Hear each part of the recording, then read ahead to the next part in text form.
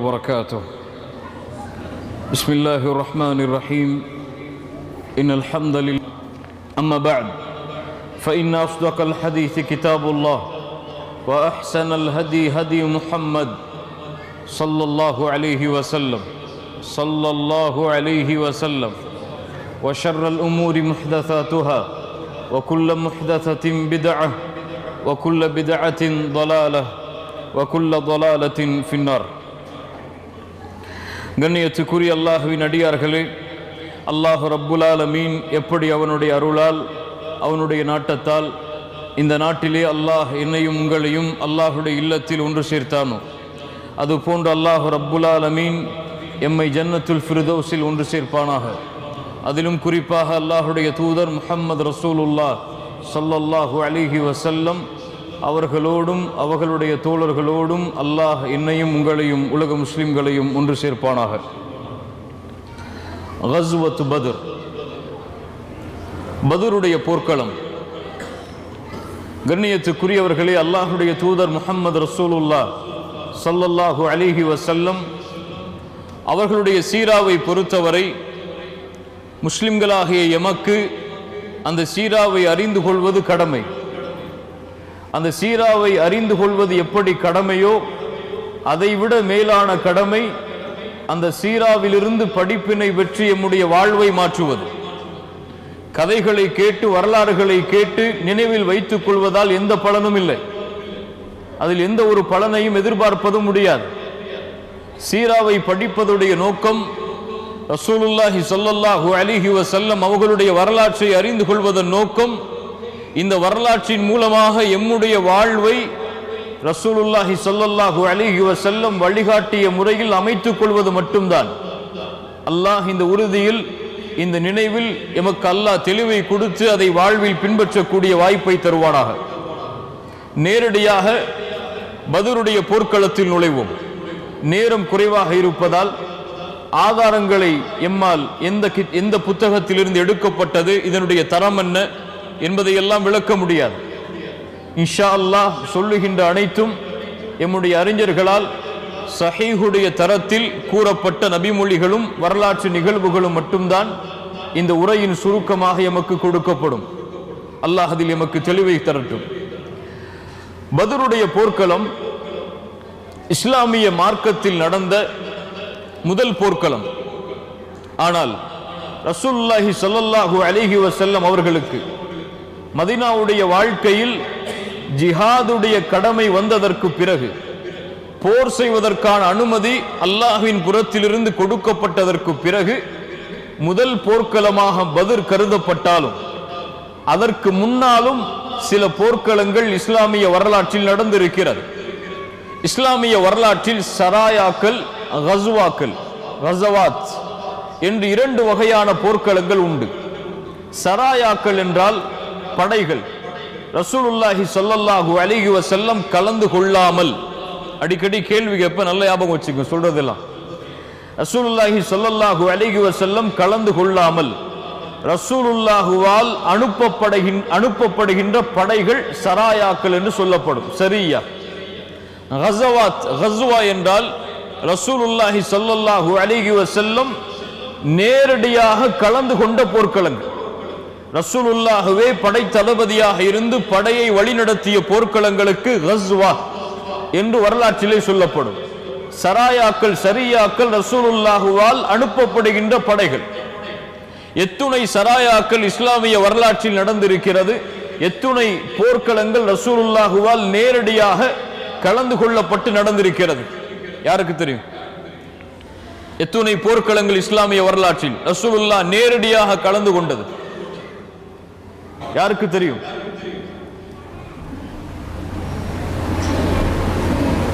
Alexander கலந்து கொண்ட போர்க்களங்களை கேட்கவில்லை, முசோலினி நடத்திய போர்க்களங்களை கேட்கவில்லை, ஹிட்லர் கலந்து கொண்ட போர்க்களங்களை கேட்கவில்லை. எம்முடைய தூதர் கலந்து கொண்டு இந்த இஸ்லாமிய மார்க்கத்திற்கு லா இலாஹ இல்லல்லாஹ்வை உயர்த்துவதற்காக போராடிய போர்க்களங்கள் எத்துணை தெரியாது. அதுவெல்லாம் படிக்கிறதுக்கு எங்களுக்கு எங்க நேரம் இருக்கு? லா இலாஹ இல்லல்லாஹ் நாளை இன்ஷா அல்லாஹ் நீங்கள் கலந்து கொண்டால் இதே கேள்வியை கேட்பேன். அதற்கு பதிலை எல்லோரும் தெரிந்திருக்க வேண்டும் இன்ஷா அல்லாஹ். இந்த படைகள் ரசூலுல்லாஹி ஸல்லல்லாஹு அலைஹி வஸல்லம் மதீனாவிற்கு வந்ததற்கு பிறகு ரசூலுல்லாஹுவால் பத்ருடைய போர்க்களத்திற்கு முன்னால் பல படைக்குழுக்கள் ரசூலுல்லாஹ் கலந்து கொள்ளாமல் அல்லது ரசூலுல்லாஹ் கலந்து கொண்டே அனுப்பப்பட்டிருக்கிறது. அது ஒரு போராக அமையாமல் ஏதோ சில சண்டைகள் நடக்கும், அல்லது ரசூலுல்லாஹி ஸல்லல்லாஹு அலைஹி வஸல்லம் செல்வார்கள், அந்த படை தப்பித்து விடும், ரசூலுல்லாஹ் திரும்பி வருவார்கள். இதனால் அந்த போர்க்களங்கள் போராக வரலாற்றில் அறியப்படவில்லை.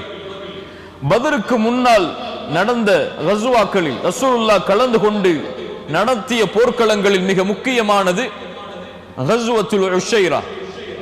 கஸ்வத்துல் உஷைரா ஹிஜ்ரி 2ஆம் ஆண்டு ஜமாதுல் ஊலா மாதம் ரசூலுல்லாஹி ஸல்லல்லாஹு அலைஹி வஸல்லம் அவர்களுக்கு ஒரு செய்தி வருகிறது. குறைஷிகள் மக்காவில் அபூ சுஃபியானுடைய தலைமையில் இருந்து கிளம்பி ஷாமிற்கு வியாபாரத்திற்காக செல்லுகிறார்கள் என்று. ஷாம், சிரியா, இது போன்ற நாடுகளை உள்ளடக்கிய அந்த பிரதேசம் ஷாம். இந்த நாட்டை நோக்கி வியாபார குழுக்காக வியாபாரம் செய்வதற்காக ரசூலுல்லாஹி ஸல்லல்லாஹு அலைஹி வஸல்லம் அவர்களுடைய குடும்பத்தார்களாகிய குறைஷிகள் அபூ சுஃபியானுடைய தலைமையில் கிளம்பி செல்கிறார்கள். எங்கே இருந்து? மக்காவிலிருந்து ஷாமை நோக்கி. இந்த வியாபார குழுவை பொறுத்தவரை மக்காவில் உள்ள எல்லா செல்வந்தவர்களும் தங்களுடைய முதலீட்டை செய்வார்கள். ஹதீஜா ரலியல்லாஹு அன்ஹா அவர்கள் கூட வாழ்ந்த காலத்தில் தங்களுடைய ஒட்டுமொத்த வியாபார பொருட்களும் இந்த வியாபார குழுக்காகத்தான் பயன்படுத்தப்படும். அப்படி மக்காவில் உள்ள எல்லா செல்வமும் முழுவதுமாக இருக்கக்கூடிய ஒரு வியாபார குழு மக்காவிலிருந்து ஷாமை நோக்கி செல்லுகிறது என்ற விவரம் ரசூலுல்லாஹ்விற்கு தெரிய வருகிறது ஸல்லல்லாஹு அலைஹி வஸல்லம். ரசூலுல்லாஹி ஸல்லல்லாஹு அலைஹி வஸல்லம் இதை அறிந்தவுடன் தங்களுடன் இருக்கக்கூடிய தோழர்களை அழைக்கிறார்கள், முஹாஜிர்களை அழைக்கிறார்கள். முஹாஜிர்களை வாருங்கள், இந்த வியாபார குழுவை அவர்கள் ஷாமிற்கு செல்லுவதற்கு முன்னால் நாம் தடுத்து விட்டால் குறைஷிகளுடைய பலத்தை நாம் குறைத்து விடலாம்.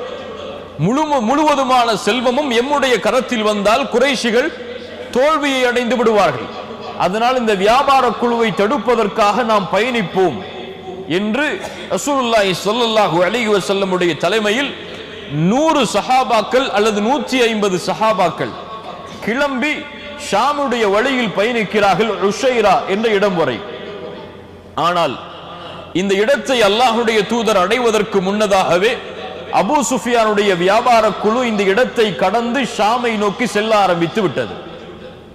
ரசூலுல்லாஹி ஸல்லல்லாஹு அலைஹி வஸல்லம் அவர்கள் அழைத்து சென்ற அந்த 150 அல்லது 100 சஹாபாக்களும் ஏமாற்றத்தோடு மதீனாவை நோக்கி திரும்பி வருகிறார்கள். அல்லாஹ் ஒரு பாடத்தை கொடுக்கிறான். நபியே, நீங்கள் கிளம்பி செல்வதெல்லாம் வெற்றியாக அமையாது. அல்லாஹ் எதை வெற்றியாக்க நாடுகிறானோ அதுதான் வெற்றி. இது உங்களுக்கு அல்லாஹ் கொடுக்கின்ற ஒரு இழப்பு தான். ஆனால் அல்லாஹ் ரப்புல் ஆலமீன் இதற்கு பின்னால் மிகப்பெரிய வெற்றியை வைத்திருக்கிறான். அதற்காக காத்திருங்கள். இது ஒரு சோதனை. ரசூலுல்லாஹி ஸல்லல்லாஹு அலைஹி வஸல்லம் மதீனாவை நோக்கி திரும்பி வருகிறார்கள். அந்த ஷாமை நோக்கி அந்த வியாபார குழு செல்லுகிறது. ரசூலுல்லாஹி ஸல்லல்லாஹு அலைஹி வஸல்லம் ஷாமில் இருந்து அந்த வியாபார குழு திரும்பி வரக்கூடிய நாளை எதிர்பார்த்திருக்கிறார்கள். அந்த நாள் வந்தால் பத்ருடைய போர்க்களம் ஆரம்பமாகும். கஸ்வத்துல் உஷைரா ரசூலுல்லாஹ் கலந்து கொண்டு ஒரு வியாபார குழுவை தடுப்பதற்காக சென்ற அந்த வியாபார குழு திரும்பி வரும் பொழுதுதான் பத்ருடைய போர்க்களமாக மாறுகிறது. அதனால் கஸ்வத்துல் உஷைராவை அறிந்து கொள்ள வேண்டும். அவர்கள் மதீனாவிலிருந்து அந்த வியாபார குழுவை தடுப்பதற்காக செல்லுகிறார்கள். அந்த வியாபார குழு ஷாமை நோக்கி சென்று விடுகிறது. ரசூலுல்லாஹி ஸல்லல்லாஹு அலைஹி வஸல்லம் ஷாமிலிருந்து எப்போது அந்த வியாபார குழு திரும்பி வரும் என்ற நாளை எதிர்பார்த்து கொண்டிருக்கிறார்கள். அதற்காக சில சஹாபாக்களையும் ரசூலுல்லாஹி ஸல்லல்லாஹு அலைஹி வஸல்லம் ஷாமுடைய வழிக்கு அனுப்பி அந்த படைக்குழு வருகிறதா என்பதை கண்காணிக்க கூறுகிறார்கள். தல்ஹா இப்னு உபைதில்லா ரலியல்லாஹு அன்ஹு, சயீத் இப்னு ஸைத் ரலியல்லாஹு அன்ஹு, இந்த இருவரும் சொர்க்கத்திற்காக நற்செய்தி சொல்லப்பட்ட 10 சஹாபாக்களில் இருவர். தல்ஹா இப்னு உபைதில்லா, சயீத் இப்னு ஸைத், இந்த இருவரையும் அல்லாஹ்வுடைய தூதர் ஸல்லல்லாஹு அலைஹி வஸல்லம் அனுப்புகிறார்கள். ஷாமுடைய வழியில் பயணியுங்கள். அபூ சுஃபியானுடைய வியாபார குழு திரும்பி வருவதை நீங்கள் அறிந்தால் அந்த செய்தியை கொண்டு வந்து சேருங்கள் என்று. தல்ஹா இப்னு உபைதில்லாவும் சயீத் இப்னு ஸைதும் அந்த வியாபார குழு வரக்கூடிய வழியில் பயணிக்கிறார்கள். ஆம், அந்த வியாபார குழு வருவதை இருவரும் அறிந்து கொள்கிறார்கள். தல்ஹா இப்னு உபைதில்லா, சயீத் இப்னு ஸைத் ரலியல்லாஹு அன்ஹுமா இந்த இருவரும் ஷாமை நோக்கி செல்லுகிறார்கள். அந்த பாதையை நோக்கி அந்த வியாபார குழு வருவதை அறிவதற்காக. இந்த இரண்டு நபித்தோழர்களும் செல்லக்கூடிய வழியில் அபூ சுஃபியானுடைய படை திரும்பி வருவதை அறிகிறார்கள். ரசூலுல்லாஹி ஸல்லல்லாஹு அலைஹி வஸல்லம் இடத்தில் இப்படி அபூ சுஃபியானுடைய படை ஷாமிலிருந்து கிளம்பி மதீனாவை கடந்து மக்காவை செல்ல இருக்கிறது என்ற தகவலை இரண்டு சஹாபாக்களும் ரசூலுல்லாஹ்விற்கு முன்வைக்கிறார்கள் ஸல்லல்லாஹு அலைஹி வஸல்லம். இந்த படையுடைய விவரத்தை இருவரும் சொல்லுவதை பார்த்த ரசூலுல்லாஹி ஸல்லல்லாஹு அலைஹி வஸல்லம் அவர்களும் சஹாபாக்களும் ஆச்சரியப்படுகிறார்கள். ஒரு மிகப்பெரிய வியாபார குழு மிகப்பெரிய வியாபாரத்தை செய்து மக்காவை நோக்கி திரும்பி வருகிறது. அந்த படையில், அந்த வியாபார குழுவில் 300 அல்லது 400 ஒட்டகங்கள் அந்த வியாபார குழுவில் இருக்கிறது. அபூ சுஃபியானுடைய தலைமையில் அது நடந்து கொண்டிருக்கிறது. 50,000 தீனார், சுப்ஹானல்லாஹ், அந்த காலத்தில் 50,000 தீனார் தங்க காசுகளோடு வியாபாரத்தை முடித்து தங்க காசுகளோடு அந்த வியாபார குழு ஷாமிலிருந்து மக்காவை நோக்கி செல்லுகிறது என்ற விவரத்தை ரசூலுல்லாஹி ஸல்லல்லாஹு அலைஹி வஸல்லம் அவர்களுக்கு இந்த இரண்டு நபித்தோழர்களும் சொல்கிறார்கள். ரசூலுல்லாஹி ஸல்லல்லாஹு அலைஹி வஸல்லம் சஹாபாக்களுக்கு மத்தியில் இருந்தவர்கள் சொன்னார்கள், ஹாதிஹி ஈரு குரைஷ் ஃபீஹா அம்வாலுஹும் ஃபஹ்ருஜு இலைஹா. இதோ குறைஷிகளுடைய வியாபார குழு மதீனாவை கடந்து செல்ல இருக்கிறது. இதில் அவர்களுடைய செல்வம் எல்லாம் இருக்கிறது. இதை நோக்கி நீங்கள் கிளம்புங்கள். அல்லாஹ் ரப்புல் ஆலமீன் இதை எமக்கு உரித்தாக்க கூடும். இந்த செல்வத்தை அல்லாஹ் எமக்கு உரித்தாக்க கூடும் என்று ரசூலுல்லாஹி ஸல்லல்லாஹு அலைஹி வஸல்லம் அறிவிப்பு கொடுக்கிறார்கள். ஒரு போருக்கான அறிவிப்பு அல்ல, அது ஒரு வியாபார குழுவை தடுப்பதற்கான அறிவிப்பு. அதனால் விரும்பிய சஹாபாக்கள் கலந்து கொள்ளலாம், விரும்பாத சஹாபாக்கள் கலந்து கொள்ள வேண்டும் என்ற அவசியம் கிடையாது. யார் வேண்டுமானாலும் கலந்து கொள்ளலாம். ரசூலுல்லாஹி ஸல்லல்லாஹு அலைஹி வஸல்லம் சொன்னார்கள், இப்போ கிளம்பி யாருக்கு போருக்கு செல்ல முடியுமோ அவங்க வந்தா போதும். சில சஹாபாக்கள் சொன்னார்கள், அல்லாஹ்வுடைய தூதரே, எங்களுடைய ஒட்டகங்கள் எல்லாம் மதீனாவுடைய வேறு பகுதியில் இருக்கிறது, அதை எடுத்து வரட்டுமா? ரசூலுல்லாஹி ஸல்லல்லாஹு அலைஹி வஸல்லம் சொன்னார்கள், வேண்டாம். இப்போ யார் கையில ஆயுதங்களும் ஒட்டகங்களும் வசதிகளும் இருக்கிறதோ அவர்கள் கிளம்பி வந்தால் போதும் என்று ரசூலுல்லாஹி ஸல்லல்லாஹு அலைஹி வஸல்லம் அவர்கள் சொல்கிறார்கள். அந்த அழைப்பை ஏற்று 310 சஹாபாக்கள், சில வரலாற்றில் 313, சில வரலாற்றில் 314, சில வரலாற்றில் 317, ஆனால் ஆதாரபூர்வமாக ஏற்றுக்கொள்ளப்பட்டது 310 அல்லது 313. இந்த இடைப்பட்ட சஹாபாக்கள் மதீனாவிலிருந்து கிளம்பி ஷாமுடைய வழியில் பயணித்து பத்ரை அடைய இருக்கிறார்கள். இந்த சஹாபாக்களுடைய கரத்தில் இருக்கக்கூடிய வசதி என்ன? ஒரு குதிரை அல்லது 2 குதிரை. ஒரு குதிரை ஜுபைர் இப்னு அவ்வாம் ரலியல்லாஹு அன்ஹு அவர்களுடைய குதிரை, இன்னொரு குதிரை மிக்தாத் இப்னு அஸ்வத் ரலியல்லாஹு அன்ஹு அவர்களுடைய குதிரை. இந்த 2 குதிரை 70 ஒட்டகங்கள், 2 குதிரை 70 ஒட்டகங்கள், சில ஆயுதங்கள். இந்த படையுடைய எண்ணிக்கை அளவு 310 அல்லது 313 சஹாபாக்கள் மதீனாவிலிருந்து கிளம்புவதற்கு தயாராகிறார்கள். ரமதானுடைய மாதம், ஹிஜ்ரி 2ஆம் ஆண்டு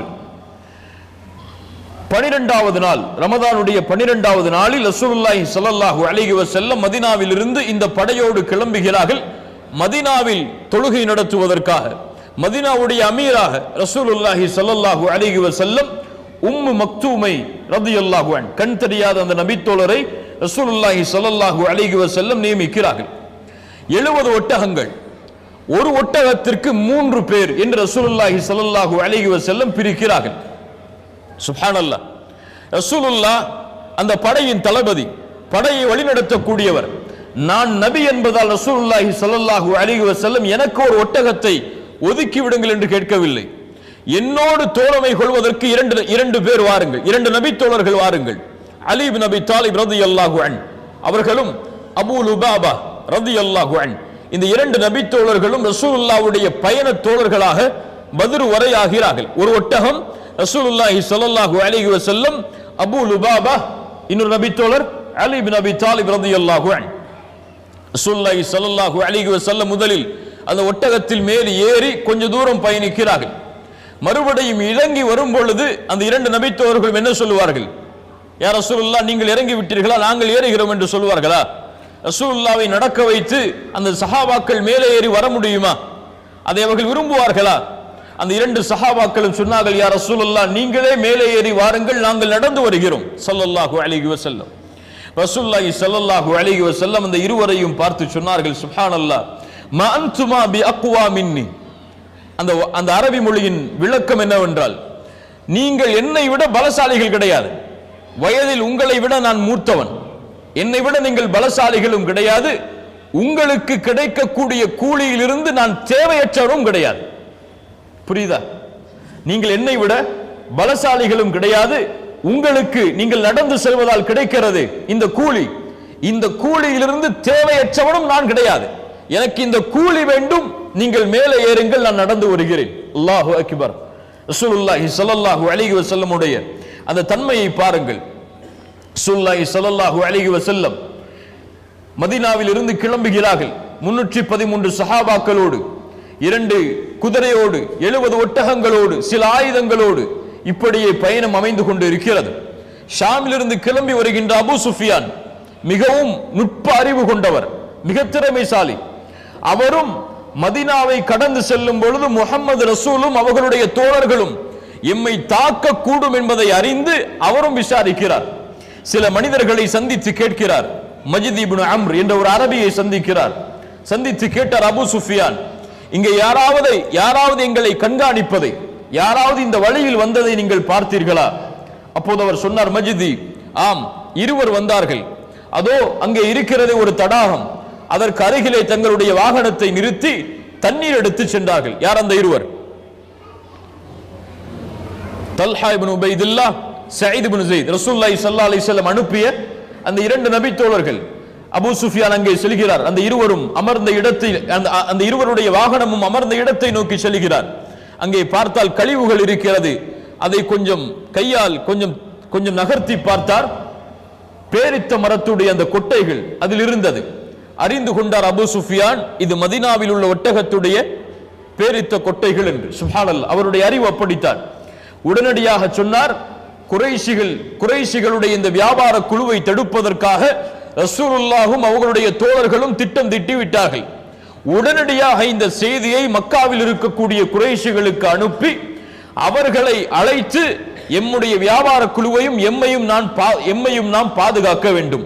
அதற்காக அபூ சுஃபியான் தம்தம் இப்னு அம்ர் அல்-கிஃபாரி என்ற ஒரு தன்னுடைய வியாபார குழுவில் இருந்த ஒருவரை, குதிரையை, தன்னுடைய ஒட்டகத்தை வேகமாக ஓட்டக்கூடிய ஒரு அந்த ஒட்டக ஓட்டுநரை அழைக்கிறார்கள்.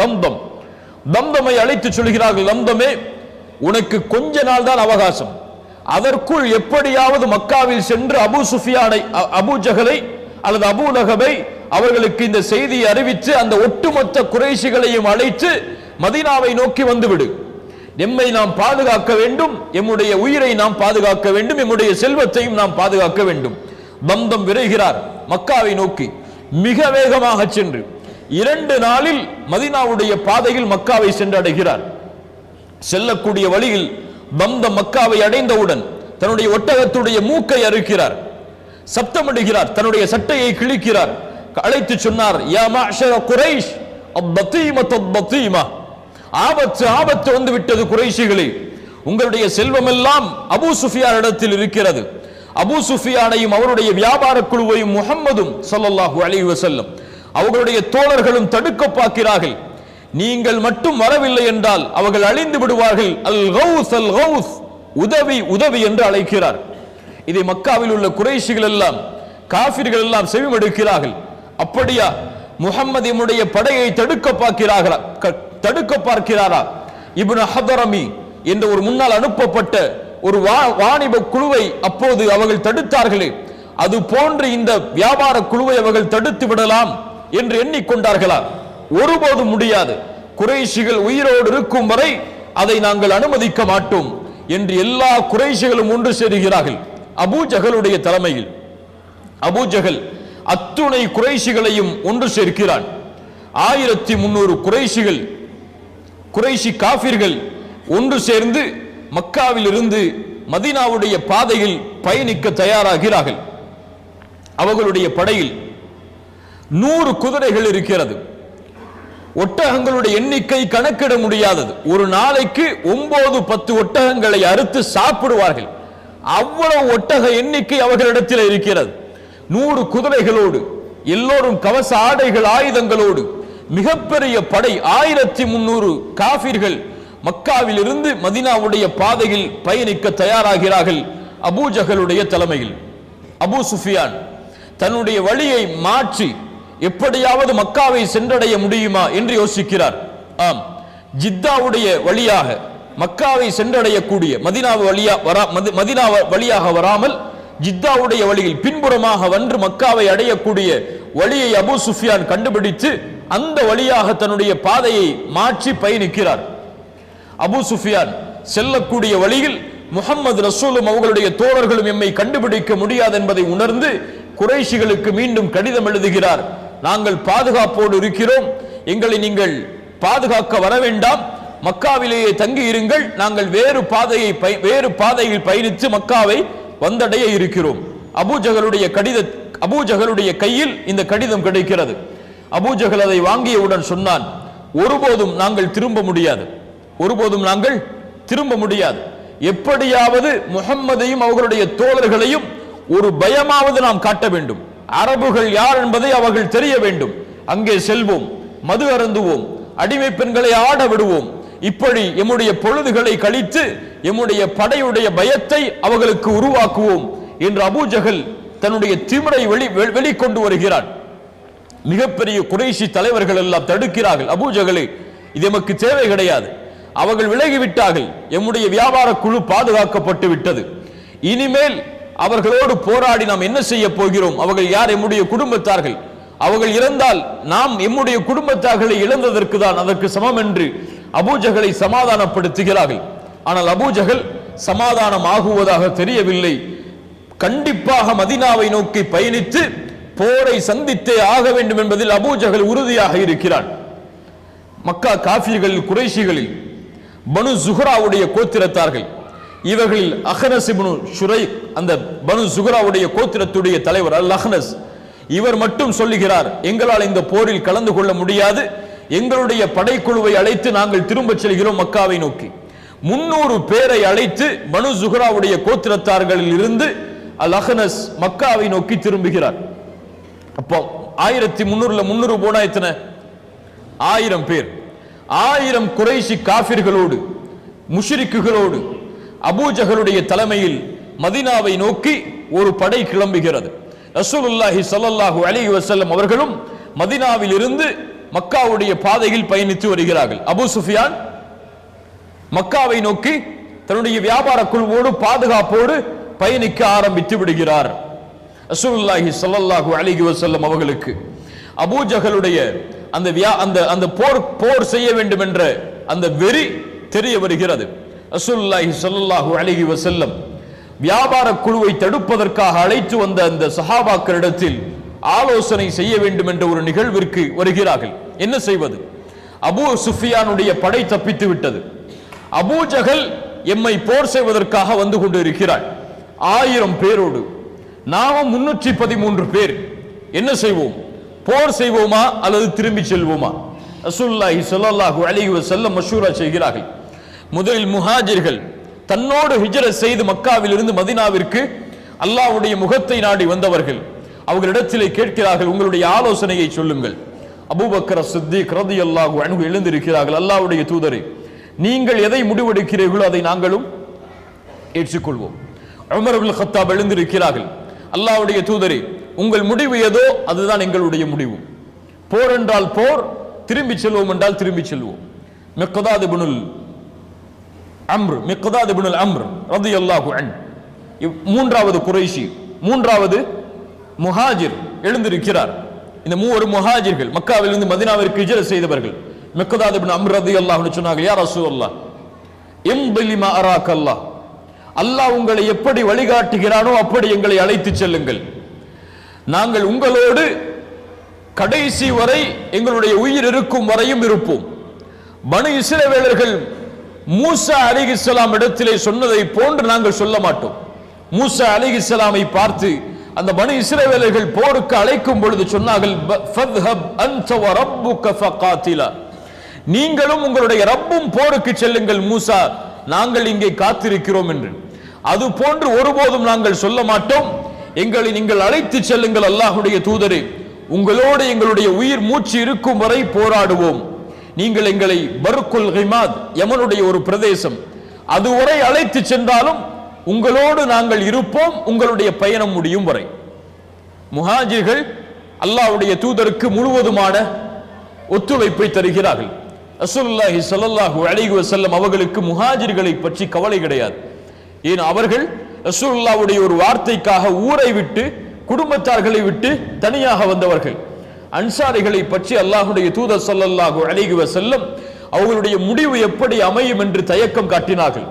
அன்சாரிகளை திரும்பி பார்த்து சொன்னார்கள், அஷீரு அலைய அய்யுஹன் நாஸ், மக்களே எனக்கு நீங்கள் ஆலோசனை சொல்லுங்கள். அப்போது அன்சாரிகளில் இருந்து அன்சாரிகளுடைய தலைவர் எழுந்திருக்கிறார். சஅத் இப்னு முஆத் ரலியல்லாஹு அன்ஹு. சஅத் இப்னு முஆத் ரலியல்லாஹு அன்ஹு எழுந்திருக்கிறார். யார் சஅத் இப்னு முஆத்? யாரை பார்த்து ரசூலுல்லாஹி ஸல்லல்லாஹு அலைஹி வஸல்லம் கூமு இலா சய்யிதிக்கும், உங்களுடைய தலைவருக்காக நீங்கள் எழுந்து செல்லுங்கள் என்று சொன்னார்களோ, யாரை பார்த்து அல்லாஹ்வுடைய தூதர், இவர் மரணமானதால் அல்லாஹ்வுடைய அர்ஷ் ஆடுகிறது, இவருடைய ஜனாசாவில் கலந்து கொள்வதற்காக 70,000 மலக்குமார்கள் வந்திருக்கிறார்கள் என்று சொன்னார்களோ, ரசூலுல்லாஹி ஸல்லல்லாஹு அலைஹி வஸல்லம் யாரை பார்த்து ஒரு மிகப்பெரிய பட்டாடை ரசூலுல்லாஹ்விற்கு அன்பளிப்பாக கொடுக்கப்பட்டு சஹாபாக்கள் எல்லாம் ஆச்சரியத்தில் அந்த பட்டாடையை பார்த்த பொழுது சொன்னார்கள், சஅத் இப்னு முஆதிற்கு அல்லாஹ் சொர்க்கத்திலே கொடுக்கக்கூடிய கைக்குட்டை இதைவிட மேலானது என்று. அந்த சஅத் இப்னு முஆத் ரலியல்லாஹு அன்ஹு, ரசூலுல்லாஹ்வுடைய உள்ளத்தில் மிகப்பெரிய இடத்தை வகுத்த சஅத் இப்னு முஆத் ரலியல்லாஹு அன்ஹு எழுந்து சொன்னார்கள், யா ரசூலல்லாஹ், நீங்கள் எங்களை பற்றி தானே கேட்கிறீர்கள்? அன்சாரிகள் நாங்கள் உங்களை ஈமான் கொண்டோம், நீங்கள் கொண்டு வந்ததை உண்மை என்று சாட்சி கூறினோம், நீங்கள் கொண்டு வந்ததை எல்லாவற்றையும் ஏற்றுக்கொண்டோம், உங்களுக்கு வாக்களித்தோம், உறுதி கூறினோம், நீங்கள் சொல்வதை செவியேற்று நாங்கள் செயல்படுத்துமாறு. அல்லாஹ்வுடைய தூதரே, நீங்கள் எப்படி நாடுகிறீர்களோ அப்படி எங்களை அழைத்து செல்லுங்கள். அல்லாஹ்வின் மீது சத்தியமிட்டு சொல்கிறோம், எங்களை நீங்கள் கடலில் மூழ்கச் சொன்னாலும் நாங்கள் மூழ்க தயார், எங்களில் ஒருவரும் பின்வாங்க மாட்டார் அதிலிருந்து. அல்லாஹ்வுடைய தூதரே, எங்களை அழைத்து செல்லுங்கள், யாரோடு உறவை வைத்துக்கொள் என்று சொல்லுகிறீர்களோ அவர்களோடு உறவை வைத்துக் கொள்கிறோம், யாரோடு உறவை துண்டி என்று சொல்லுகிறீர்களோ அவர்களோடு உறவை துண்டித்துக் கொள்கிறோம், எங்கள் செல்வத்தில் எதை வேண்டுமானாலும் எடுத்துக் கொள்ளுங்கள், எதை வேண்டுமானாலும் விட்டுவிடுங்கள், ஆனால் நீங்கள் எடுத்துக்கொண்டதை விட நீங்கள் விட்டதுதான் எங்களுக்கு கவலைக்குரியது. சுப்ஹானல்லாஹ், நீங்கள் எடுத்துக்கொண்டதை விட எதை நீங்கள் விட்டீர்களோ அதுதான் எங்களுக்கு கவலைக்குரியது. அல்லாஹ்வுடைய தூதரே, உங்களுக்கு வாக்களிக்கிறோம், இந்த படை போர்க்களமாக மாறினாலும் உங்களுடைய கண் குளிர்ச்சி ஆகும் வரை உங்களோடு நாங்கள் பயணிப்போம், அல்லாஹ்வுடைய பரக்கத்தோடு எங்களை அழைத்து செல்லுங்கள். ரசூலுல்லாஹி ஸல்லல்லாஹு அலைஹி வஸல்லம் அன்சாரிகளுடைய அந்த வார்த்தையை கேட்டவுடன், சஅத் இப்னு முஆதுடைய அந்த வார்த்தையை கேட்டவுடன் சொன்னார்கள், சீரு வ அப்ஷிரு, ஆம் கிளம்புங்கள், நற்செய்தி பெற்றுக் கொள்ளுங்கள், அல்லாஹ் ரப்புல் ஆலமீன் அந்த இரண்டில் ஒன்றை எனக்கு வாக்களிக்கிறான், இதோ இந்த இடத்திலிருந்து பார்க்கிறேன் அந்த காஃபிர்கள் அழிவதை என்று ரசூலுல்லாஹி ஸல்லல்லாஹு அலைஹி வஸல்லம் கூறி பத்ரை நோக்கி தன்னுடைய முஹாஜிர் அன்சாரி தோழர்களை அழைத்து செல்கிறார்கள். ஒட்டுமொத்த இந்த படைக்கும் ரசூலுல்லாஹி ஸல்லல்லாஹு அலைஹி வஸல்லம் முஸ்அப் இப்னு உமைர் ரலியல்லாஹு அன்ஹு அவர்களை படைத்தளபதியாக ஆக்குகிறார்கள். அவர்களுடைய கையில் வெள்ளை கொடியை கொடுக்கிறார்கள். முஸ்அபே, நீ இந்த படையை வழிநடத்து. முஹாஜிர்களுக்கு தலைவராக அல்லாஹ்வுடைய தூதர் அலி இப்னு அபி தாலிபை நியமிக்கிறார்கள். அன்சாரிகளுக்கு தலைவராக அல்லாஹ்வுடைய தூதர் சஅத் இப்னு முஆதையே நியமிக்கிறார்கள். அன்சாரிகளுக்கு தலைவர் அவர்தான். ரசூலுல்லாஹி ஸல்லல்லாஹு அலைஹி வஸல்லம் ஒட்டுமொத்த படைக்கு யாரை தளபதியாக ஆக்கினார்கள்? முஸ்அப் இப்னு உமைர்.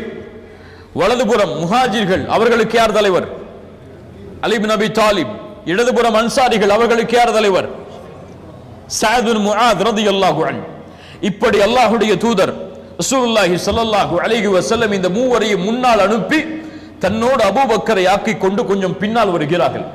வந்து கவனிக்கிறார்கள். இங்கே யாராவது